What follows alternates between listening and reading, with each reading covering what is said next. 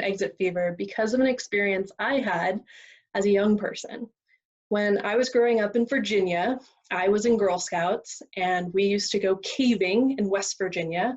We'd go into these deep, dark mud caves where we would slide on our bellies, and we'd have to like crawl and push ourselves through corners, and it was completely black, and we had bats hanging from the ceiling. It was absolutely amazing. And we were led by these caving guides, Caving Bob and Caving Dick. And Caving Bob was the one who told us about this idea of exit fever. He warned us that even though we were having a ton of fun and we didn't feel like we were afraid or claustrophobic, we were in there making sculptures out of mud and seeing just how covered in mud we could get. He said that we would still have to be extra careful, because in caving there's a phenomenon where when you get right to the end and you see that first bit of natural light that enters from the mouth of the cave right as you're getting ready to leave, that is almost a physiological response that you have to it. Suddenly you forget everything you knew about how to be careful in the cave. You start to quicken your pace and rush towards the exit. And he said that something like 90% of all accidents happen within that final part right by the exit of the cave. And that's why they call it exit fever.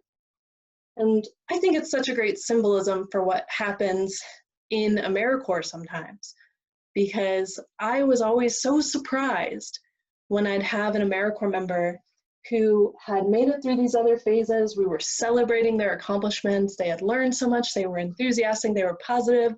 They had had some mistakes early on, but now they were doing great.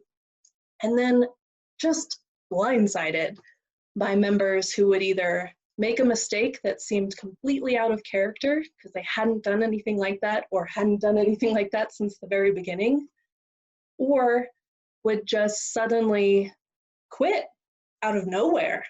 It was like a matter of weeks or even hours left that they had in their term, and just out of nowhere they would suddenly say, oh no, I've accepted another position and I'm gone, it's been great.